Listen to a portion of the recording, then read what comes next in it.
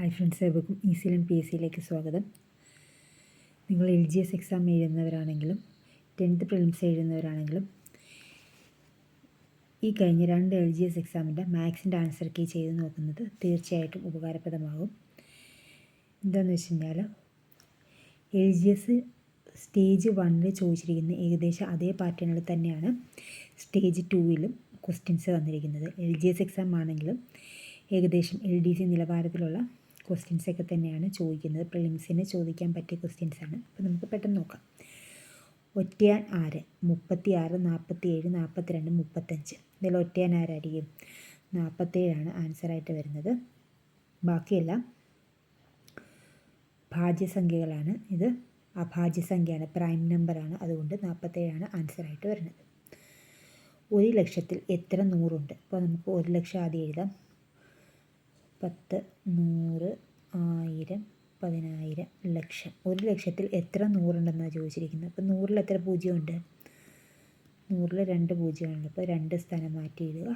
അപ്പോൾ എത്ര പൂജ്യമുണ്ട്? എത്ര 100 1000 100 1 ലക്ഷം എന്ന് പറയുന്നത്. ഓക്കെ. അപ്പുവിൻ്റെയും അമ്മുവിൻ്റെയും പ്രായം. അപ്പുവിൻ്റെ അമ്മയുടെ പ്രായം അപ്പുവിൻ്റെ പ്രായത്തിൻ്റെ 9 മടങ്ങാണ്. അപ്പുവിൻ്റെ അമ്മയുടെ പ്രായം അപ്പുവിൻ്റെ പ്രായത്തിൻ്റെ 9 മടങ്ങാണെന്ന് തന്നിട്ടുണ്ട്. 9 വർഷം കഴിയുമ്പോൾ ഇത് 3 മടങ്ങായി മാറും എങ്കിൽ അപ്പുവിൻ്റെ പ്രായം എത്ര? ഇതുപോലത്തെ ക്വസ്റ്റ്യൻ തന്നെ കഴിഞ്ഞ എക്സാമിനും ഉണ്ടായിരുന്നു. അപ്പോൾ നമുക്ക് നോക്കാം. അപ്പുവിൻ്റെ അമ്മയുടെ പ്രായം അപ്പുവിൻ്റെ പ്രായത്തിൻ്റെ 9 മടങ്ങാണ്. അപ്പം അപ്പുവിന് X, അമ്മയ്ക്ക് 9X എങ്കിൽ അപ്പുവിൻ്റെ 9 വർഷം കഴിയുമ്പോൾ ഇത് 3 മടങ്ങായി മാറും എങ്കിൽ അപ്പുവിൻ്റെ പ്രായം എത്രയെന്നാണ് ചോദിച്ചിരിക്കുന്നത്. നമുക്കിത് ഓപ്ഷൻ വെച്ചിട്ട് ചെയ്യാം.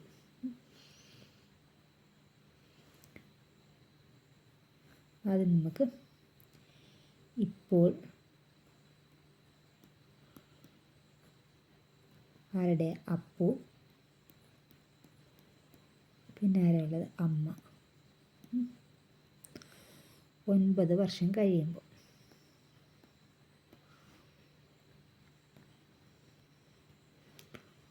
അപ്പു, അമ്മ. നമുക്ക് ഓപ്ഷൻ വെച്ച് ചെയ്യാം. അപ്പുവിൻ്റെ അമ്മയുടെ പ്രായം അപ്പുവിൻ്റെ പ്രായത്തിൻ്റെ 9 മടങ്ങാണെന്ന് പറഞ്ഞിട്ടുണ്ട്.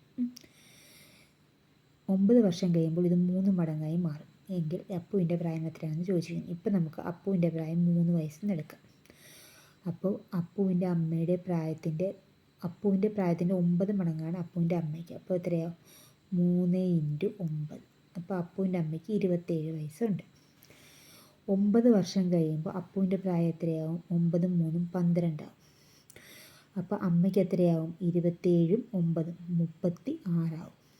അപ്പോൾ ഇത് 3 മടങ്ങായില്ലേ? 12ൻ്റെ 3 മടങ്ങല്ലേ 36. 12 × 3 36. അപ്പോൾ ആൻസർ 3 നമുക്ക് മനസ്സിലായി. അപ്പോൾ ഓപ്ഷൻ A ആണ് ആൻസറായിട്ട് വരുന്നത്. ഇതല്ലാത്തൊരു മെത്തേഡുണ്ട്, റേഷ്യോ വെച്ച് കണ്ടുപിടിക്കുന്നൊരു മെത്തേഡുണ്ട്. അതും കൂടെ ഒന്ന് പറഞ്ഞു തന്നേക്കാം.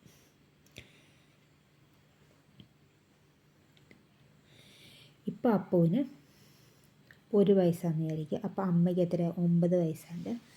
9 മടങ്ങാണെന്ന് പറഞ്ഞു. 9 വർഷം കഴിയുമ്പോൾ ഇത് 3 മടങ്ങാവും.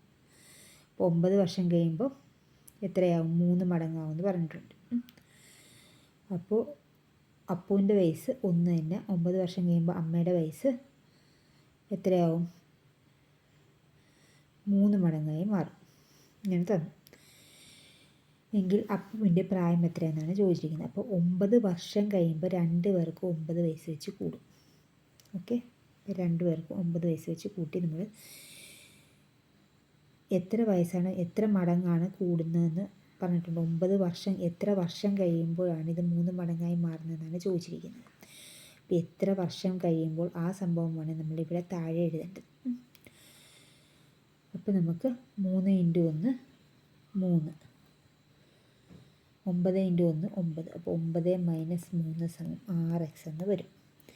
ഇവിടെ വരുന്നത് 9 × 1 9, 9 × 3 27 മൈനസ് എത്രയാണ്?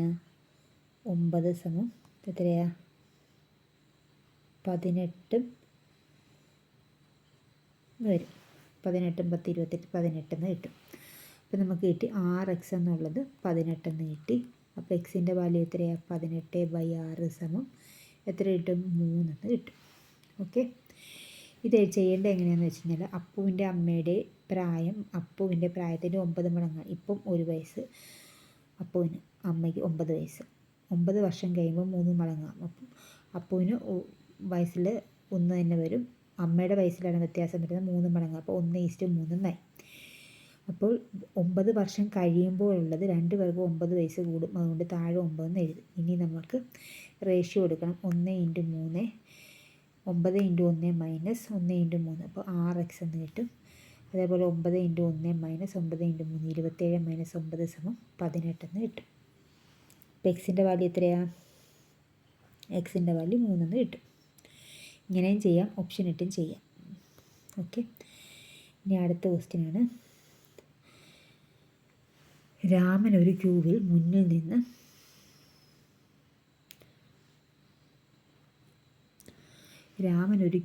മുമ്പിൽ നിന്ന് 9-മതും പിന്നിൽ നിന്ന് 15-മതുമാണ്. ഒരു ക്യൂ ഉണ്ട്. രാമൻ മുമ്പിൽ നിന്ന് 9, പിന്നിൽ നിന്ന് 15 ആണ്. പിന്നിൽ നിന്ന് നോക്കുമ്പോൾ 15 ആണ്. അപ്പോൾ രാമനെ 2 പ്രാവശ്യം കൗണ്ട് ചെയ്തിട്ടുണ്ട്. മൊത്തം എത്ര പേരുണ്ടെന്നാണ് ചോദിച്ചിരിക്കുന്നത്. അപ്പോൾ എന്ത് ചെയ്താൽ മതി? 15 + 9 - 1. എന്തുകൊണ്ടാണ് -1 വരുന്നത്? രാമനെ പിന്നിൽ നിന്നും എണ്ണിയിട്ടുണ്ട്, മുന്നിൽ നിന്നും എണ്ണിയിട്ടുണ്ട്. അതുകൊണ്ട് 1 പ്രാവശ്യം വന്നാൽ മതി രാമൻ. അതുകൊണ്ട് 23 ആൻസർ. അടുത്ത ക്വസ്റ്റ്യനാണ്. 2024 കലണ്ടർ വീണ്ടും ഉപയോഗിക്കാൻ കഴിയുന്ന ഏറ്റവും അടുത്ത വർഷം ഏതാണെന്നാണ് ചോദിച്ചിരിക്കുന്നത്. അപ്പം നമ്മൾ ഇങ്ങനെയുള്ള ക്വസ്റ്റ്യങ്ങൾ ആദ്യം നമ്മൾ ചെയ്യേണ്ടത് ഇതിൻ്റെ ലീപ്പ് ഇയർ ആണോ എന്ന് ചെക്ക് ചെയ്യണം. ലീപ്പ് ഇയർ ആണോ എന്ന് ചെക്ക് ചെയ്യുകയാണ് ഫസ്റ്റ് ചെയ്യേണ്ട കാര്യം.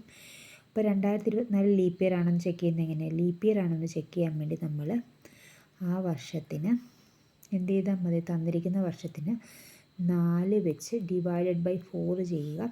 നൂറ്റാണ്ടാണെങ്കിൽ 400 ചെയ്യണം. ഇപ്പോൾ ഇത് 0 നൂറ്റാണ്ടെന്ന് പറഞ്ഞാൽ 00 വരുന്നതാണ്. ഇപ്പോൾ 2000 ഒക്കെയാണ് 400 വെച്ച് ഡിവൈഡ് ചെയ്യണം. ഓക്കെ, ലീപ്പ് ഇയറിന് 4 വെച്ച് ഡിവൈഡ് ചെയ്യുക. ലീപ്പ് ഇയർ ആണോ എന്ന് ചെക്ക് ചെയ്യണം. ഇപ്പോൾ 2024 നമ്മൾ 4 വെച്ച് ഡിവൈഡ് ചെയ്തു. I4 20, 0 6 4 24. അപ്പോൾ റിമൈൻഡർ എത്ര കിട്ടി? നമുക്ക് ശിഷ്ടം കിട്ടിയത് 0 ആണ്. ശിഷ്ടം 0 കിട്ടി. ശിഷ്ടം 0. പിന്നെ എന്തൊക്കെ വരാം? ശിഷ്ടം 1 വരാം. പിന്നെന്ത് വരാം? ശിഷ്ടം 2 3 വരാം. ഓക്കെ, ഇവിടെ നമുക്ക് ശിഷ്ടം 0 കിട്ടിയത് കൊണ്ട് തന്നിരിക്കുന്ന നമ്പറിൻ്റെ കൂടെ 28 കൂട്ടിയാൽ മതി. തന്നിരിക്കുന്ന വർഷത്തിൻ്റെ കൂടെ 28 കൂട്ടുക. ശിഷ്ടം 1 ആണെങ്കിൽ തന്നിരിക്കുന്ന വർഷത്തിൻ്റെ കൂടെ 6 കൂട്ടുക. ശിഷ്ടം 2 3 ആണെങ്കിൽ തന്നിരിക്കുന്ന വർഷത്തിൻ്റെ കൂടെ 11 കൂട്ടുക. ഇവിടെ നമുക്ക് ശിഷ്ടം 0 കിട്ടിയത് കൊണ്ട് തന്നിരിക്കുന്ന വർഷം ഏതാ? 2024 കൂടെ 28 കൂട്ടുക. അപ്പം നമുക്ക് കിട്ടുന്ന വർഷം 2052 ആയിരിക്കും. ഓപ്ഷൻ ഡി ആണ് ആൻസറായിട്ട് വരുന്നത്. ഇനി അടുത്തതാണ്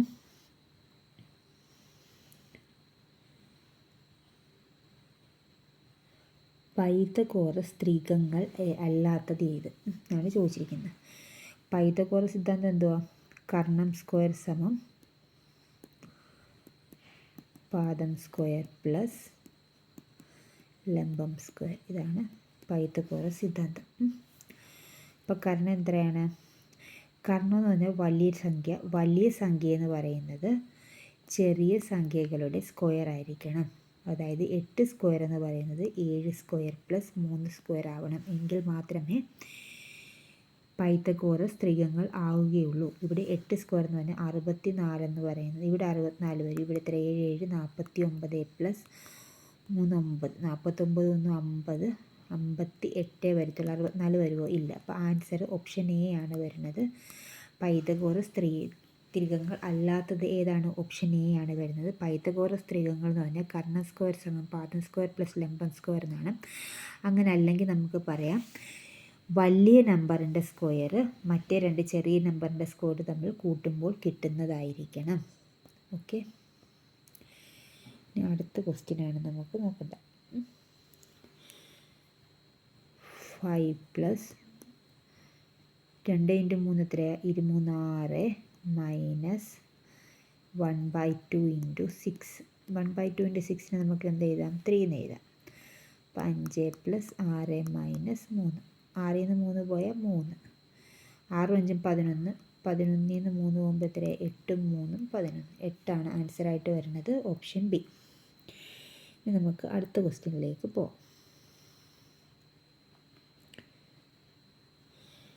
0.5 പ്ലസ് 0.25 0.35 ഇതിൻ്റെ LCM കണ്ടുപിടിക്കാനാണ് ഇവർ പറഞ്ഞിരിക്കുന്നത്.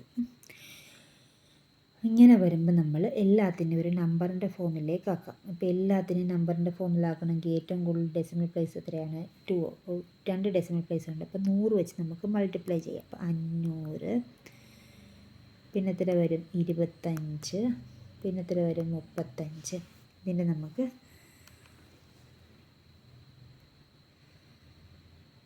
500 50 25 35. 100 വെച്ച് മൾട്ടിപ്ലൈ ചെയ്യുമ്പോൾ 50 25 35 എന്ന് വരും. ഇനി ഇതിൻ്റെ LCM നമുക്ക് കണ്ടുപിടിക്കാം. 5 വെച്ച് ചെയ്യുമ്പോൾ എത്ര കിട്ടും? 10 5 7. പിന്നെ നമുക്ക് എന്തെടുക്കാം? 5 വെച്ചിട്ട് ചെയ്യാം. 2 1 7. അപ്പോൾ 7 2 14 14 5 25 25 ഇൻറ്റു 14 എന്ന് പറയുമ്പോൾ 350 എന്ന് കിട്ടും. നമ്മൾ എത്ര വെച്ചാണ് മൾട്ടിപ്ലൈ ചെയ്തിരുന്നത്? 100 വെച്ച് മൾട്ടിപ്ലൈ ചെയ്തിട്ടാണ് നമുക്ക് ഇത് കിട്ടിയത്. അപ്പം നമ്മൾ കിട്ടിയ ആൻസറിനെ 100 വെച്ച് ഡിവൈഡ് ചെയ്യണം. അങ്ങനെ ചെയ്യുമ്പം 3.5 എന്നാണ് ആൻസർ വരിക. ആ ആൻസർ ഇതിനകത്തുണ്ടോ? ഇല്ല. അങ്ങനെയാണിത് ചെയ്യേണ്ടത്. ഓക്കെ.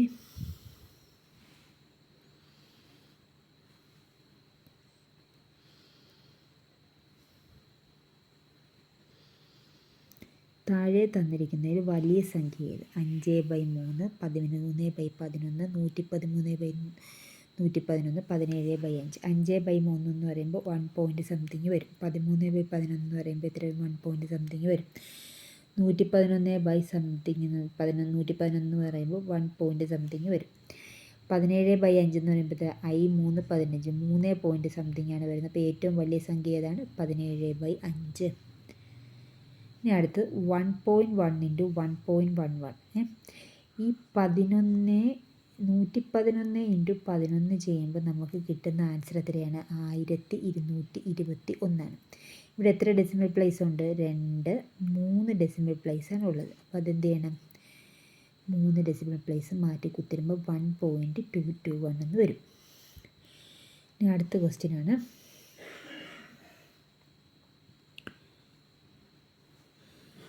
3 + 6 + 9 + 90 ആൻസർ എത്രയാണെന്നാണ് ചോദിച്ചിരിക്കുന്നത്. അപ്പോൾ നമുക്ക് 3 അങ്ങ് കോമൺ എടുക്കാം. 3 ഇൻറ്റു 1 + 3 +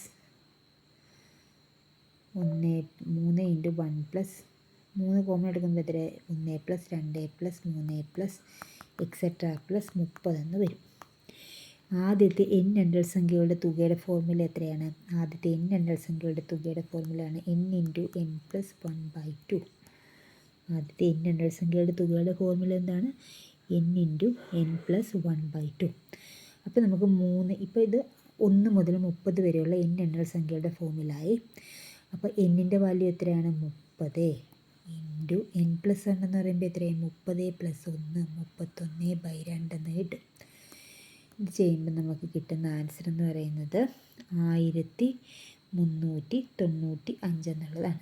1395.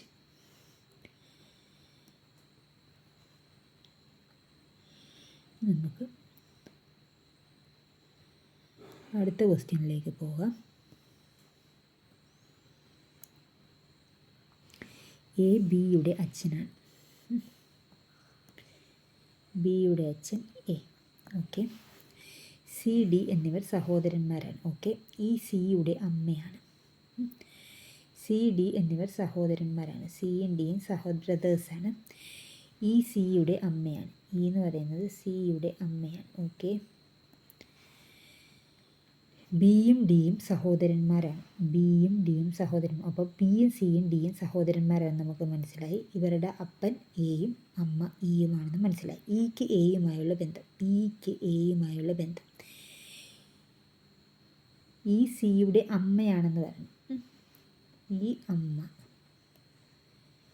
എ അപ്പൻ, അച്ഛൻ, അച്ഛനാണെന്ന് മനസ്സിലായി. ഇക്ക് എയുമായുള്ള ബന്ധം. അമ്മയ്ക്ക് അച്ഛനുമായിട്ടുള്ള ബന്ധം എന്തുവാ? ഭാര്യ. ഓപ്ഷൻ എ ആണ് വരുന്നത്, ഭാര്യയാണ്. ഇനി അടുത്ത ക്വസ്റ്റ്യനിലേക്ക് പോകാം.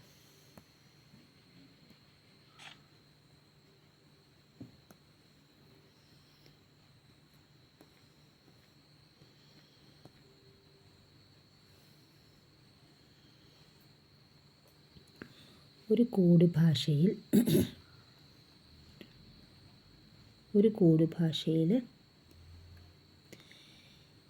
F M P Q C ഇതിന് ഹോഴ്സ് എന്നാണ് കൊടുത്തിരിക്കുന്നത്.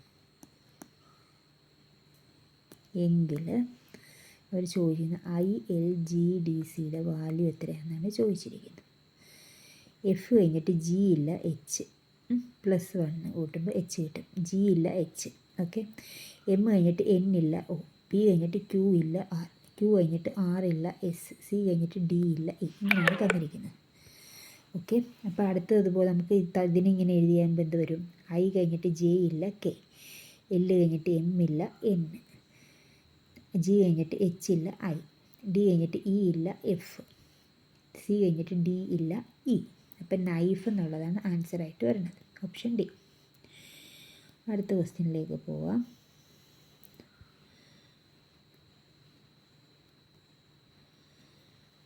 ഒരു 4 ഡിവിഷന് പകരം ഇൻറ്റു ആണ് തന്നിരിക്കുന്നത്. -3 മൈനസിന് പകരം എന്താ ഇവർ തന്നിരിക്കുന്നത്? പ്ലസ് ആണ് തന്നിരിക്കുന്നത്. +2 പ്ലസ്സിന് വരെ ഇവർ കൊടുക്കാൻ പറഞ്ഞിരിക്കുന്നത് മൈനസാണ്, -6. ഇൻറ്റുവിന് പകരം ഡിവിഷനാണ് കൊടുക്കാൻ പറഞ്ഞത്, ഡിവിഷൻ 3. ബോട്ട് മാസ് വെച്ചിട്ടാണ് ചെയ്യേണ്ടത്. ആദ്യം ഡിവിഷൻ ചെയ്യണം. അപ്പോൾ 6 ÷ 3 2, -2 -6 ÷ 3 എന്ന് പറയുമ്പോൾ -2 +2 4 12. ഇപ്പോൾ എത്ര വരും? -2 +2 പോവും. ആൻസർ വരുന്നത് +12. ഇനി അടുത്തത്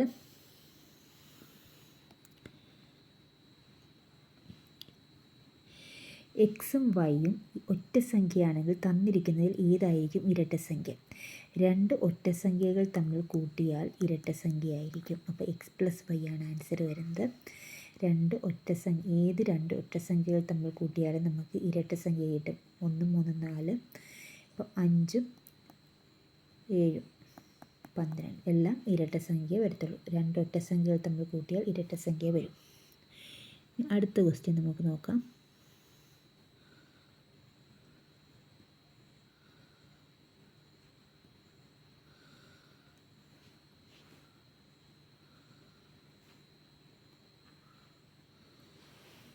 x/221 2 ആയാൽ എക്സിൻ്റെ വില എത്ര?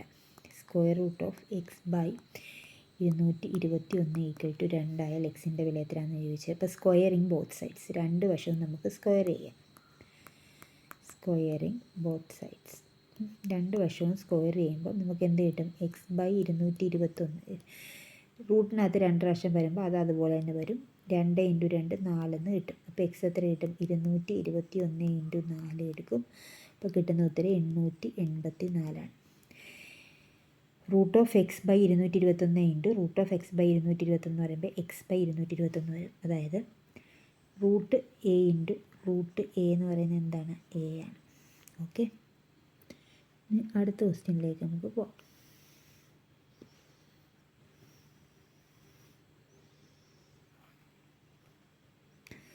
പത്ത് സംഖ്യകളുടെ ശരാശരി 23. ഇതിൽ ഓരോ സംഖ്യയുടെ 4 കൂട്ടിയാൽ കിട്ടുന്ന ശരാശരി എന്താണ്? 10 സംഖ്യകളുടെ ശരാശരി അവർ 23 തന്നിട്ടുണ്ട്. ഓരോ സംഖ്യയോടും 4 കൂട്ടുമ്പോൾ കിട്ടുന്ന ശരാശരി എത്രയാണെന്നാണ് ചോദിച്ചിരിക്കുന്നത്. ഓരോ സംഖ്യയോടും 4 കൂട്ടുമ്പോൾ ശരാശരി എന്തായിരിക്കും? മൊത്തത്തിൽ 4 കൂടും. 23 4 27. 23 + 4 = 27. ഓക്കെ. ഇനി അടുത്ത ക്വസ്റ്റ്യൻ.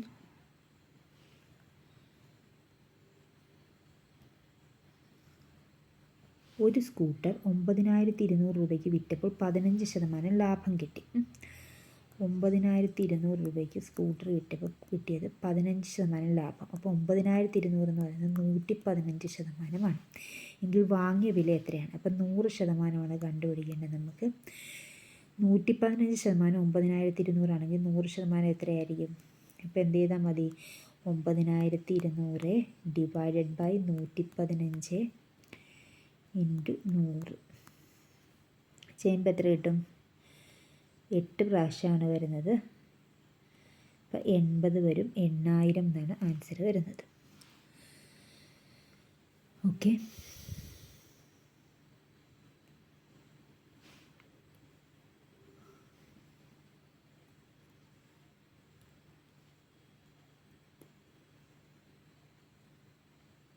ഒരാൾ എയിൽ നിന്ന് ബിയിലേക്ക് 60 km/h വേഗതയിലും തിരിച്ച് ബിയിൽ നിന്ന് എയിലേക്ക് 40 km/h വേഗതയിലും യാത്ര ചെയ്യാൻ യാത്രയുടെ ശരാശരി വേഗത കണ്ടുപിടിക്കുന്നത് എങ്ങനെയാണ്? 2ab/a+b ആണ്.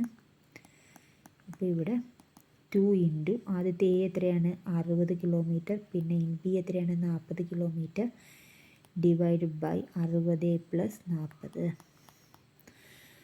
64 24. അപ്പം എത്ര വരും? 2 ഇൻറ്റു 60 ഇൻറ്റു 40 ഡിവൈഡഡ് ബൈ 100 വരും. ഇപ്പോൾ എത്ര വരും? 64 24 2 48 4800 ഡിവൈഡഡ് ബൈ 100 വരുമ്പോൾ 2 2 3 48 ആൻസറായിട്ട് വരുന്നത്.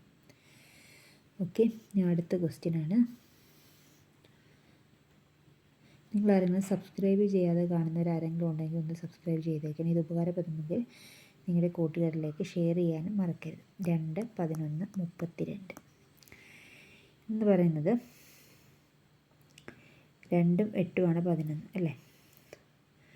അപ്പം 1 ക്യൂബ് പ്ലസ്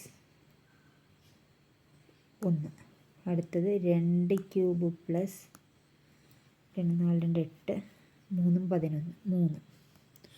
അടുത്ത് 3 ക്യൂബും 3 9 3 27 5 32.